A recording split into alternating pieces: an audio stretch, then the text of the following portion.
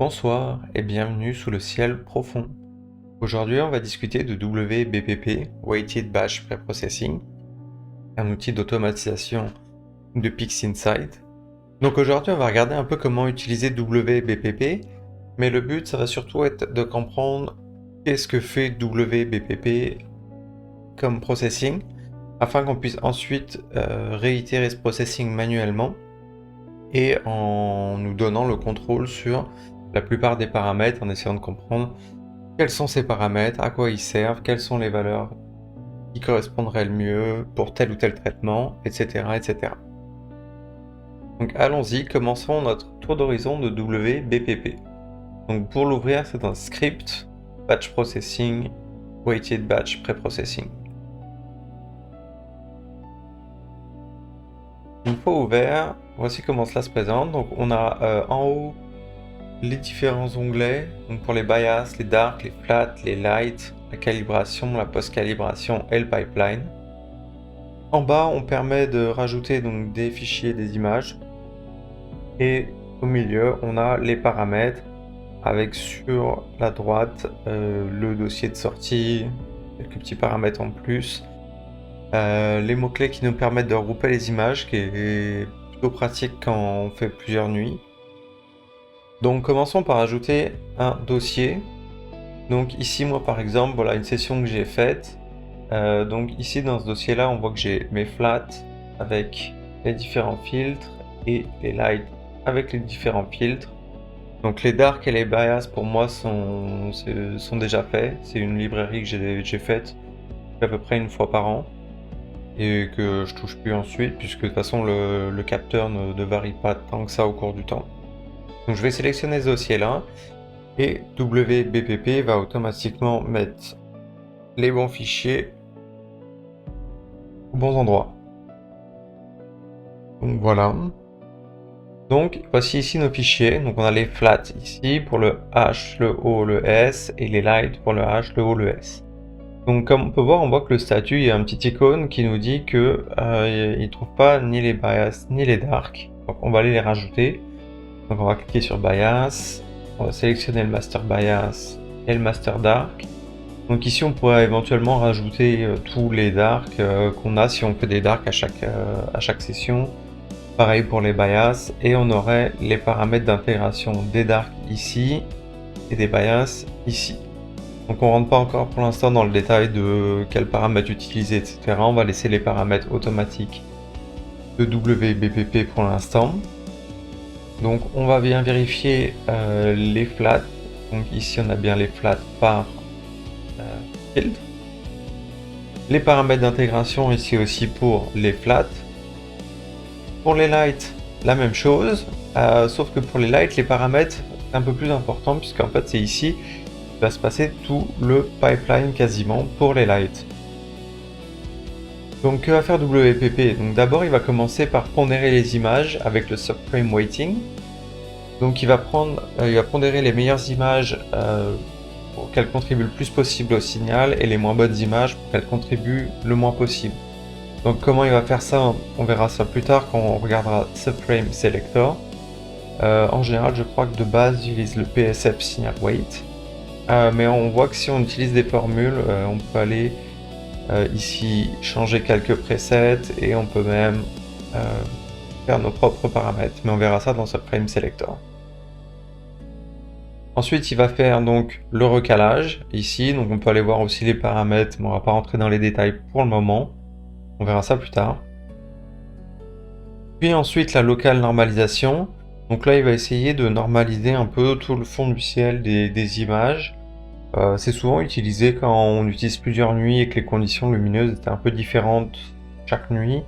De la pollution lumineuse, etc. Donc il va essayer de normaliser un peu entre toutes les nuits par exemple, pour que ça soit le plus uniforme possible. Donc là on peut aller voir aussi les paramètres là-dedans. Donc là on voit qu'il prend les 20 meilleures images. Moi la locale normalisation, souvent j'essaye avec et j'essaye sans, parce que ça m'arrive souvent que la locale normalisation me crée des artefacts plus elle n'en enlève. Surtout dans le fond du ciel, des fois ça fait des espèces de pelures d'orange. Pas très beau. Donc avec ou sans. Et ensuite, il va faire l'intégration des images avec un autocrop éventuellement. On peut aussi regarder les paramètres, mais on verra ça pour plus tard dans une autre vidéo. Donc, une fois qu'on a tout ça, on peut vérifier donc que quand je sélectionne une light, il y a bien le flat qui correspond, le dark qui correspond, et le bias il n'est pas sélectionné, mais parce que WBPP en servira autrement. Mais on verra ça encore à un autre moment. Donc pour la post-calibration ensuite, donc on peut bien voir qu'on a nos 3 filtres. On a l'espace des couleurs, donc ici c'est des images monochromes, le temps d'acquisition total, et si on fait du drizzle ou pas. Donc le drizzle, on peut l'activer ici. Donc ça souvent c'est pour les images qui sont sous-échantillonnées. Donc on peut faire du drizzle 2 fois en général, 3 fois, moi je peux aller jusqu'à 3 fois, mais ça fait des images avec 3 fois la taille, 3 fois la résolution, donc c'est un peu gros. Donc souvent je préfère rester sur 2. Donc voilà. Donc si on regarde maintenant le pipeline complet de tout ça, du pré-processing, ce qu'on y voit. Donc on voit d'abord qu'en fait il va faire une calibration et une intégration pour chaque set de flats, pour les H, les O, les S. Ensuite il va calibrer donc les lights, une fois que les flats ont été calibrés et intégrés. Ensuite il va prendre des mesures pour chaque image, pour calculer sa pondération, pour savoir si c'est une bonne image avec beaucoup de signal ou une mauvaise image.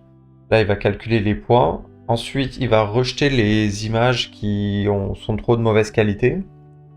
Ensuite, il va sélectionner la meilleure image pour le recalage. Donc, il va prendre la meilleure image, il va recaler ici toutes les autres sur celle-ci. Pour la locale normalisation, ce que WBPP fait, c'est qu'il va prendre donc on a vu les 20 meilleures images, il va créer une image de référence ici pour chaque filtre. Et ensuite, il va utiliser cette image de référence pour normaliser toutes les autres lights.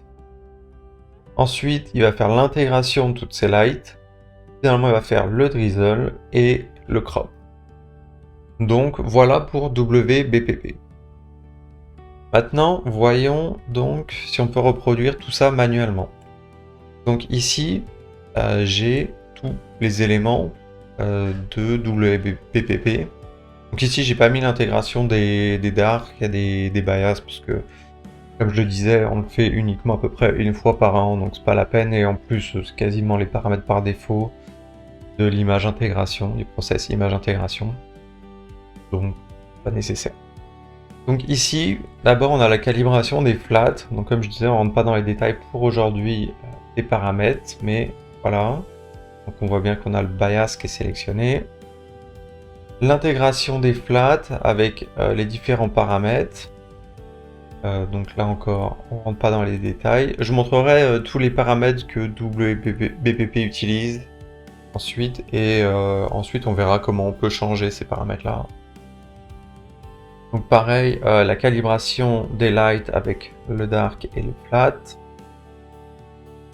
Ici, c'est la pondération des images en fonction de leur qualité, etc. Donc on voit qu'ici, par exemple, c'est la formule de base qu'utilise WBPP pour pondérer les images, et ici c'est le seuil qu'il utilise pour rejeter ou non les mauvaises images.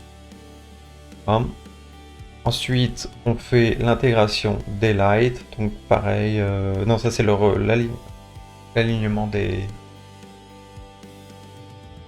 Donc ici WPP fait l'alignement des images. Donc ici WBPP fait l'alignement des images. Ensuite, ici on va créer donc notre image de référence pour la locale normalisation. On va prendre seulement, mettons, les 20 premières. Ici on fait l'intégration de ces 20 images. Ici on fait la locale normalisation de toutes les lights avec l'image de référence. Ensuite l'intégration de ces lights. Et enfin le drizzle. Donc voilà. Donc on a vu à peu près qu'ici on a tous les process que va utiliser WBPP, mais on les a manuellement. L'avantage de les avoir ici manuellement, en fait, c'est que on va pouvoir aller vérifier à chaque étape que on va pouvoir aller vérifier ici à chaque étape que les images, que le processus s'est bien passé. Mettons que si on a un problème de flat, c'est mieux de s'en rendre compte ici que une fois que WBPP a fini tout le process et puis que rien qu'à fonctionner. Pareil pour la calibration des lights, on peut aller voir ça avant. Le weighting, on a plus de contrôle pour justement tester différentes formules, différentes weighting, différentes pondérations, etc. Aller inspecter manuellement chacune des images ou celles qui sont rejetées pour vérifier si elles sont rejetées à tort ou non. Le recalage, vérifier que tout s'est bien passé dans le recalage, etc. Donc ici on peut aller vérifier entre chaque étape que tout s'est bien passé. Pareil pour la normalisation, la locale normalisation, comme je disais moi, ça m'arrive régulièrement, ça fonctionne pas. Donc c'est assez facile en fait de reprendre dans ce cas-là directement ici l'intégration des lights en skippant cette étape pour tester les deux et le Drexel. Donc voilà. Donc c'est un peu les avantages de faire le process manuellement, c'est qu'on a un peu plus de contrôle sur les paramètres, on peut vérifier entre chaque étape que tout fonctionne bien plutôt que de devoir à chaque fois relancer tout le process de WBPP. Donc voilà, c'est tout pour WBPP dans cette vidéo. Donc ensuite, on rentrera dans les prochaines vidéos plus en détail de chacun des process. En attendant, je vous souhaite une bonne soirée et un bon ciel sous le ciel profond.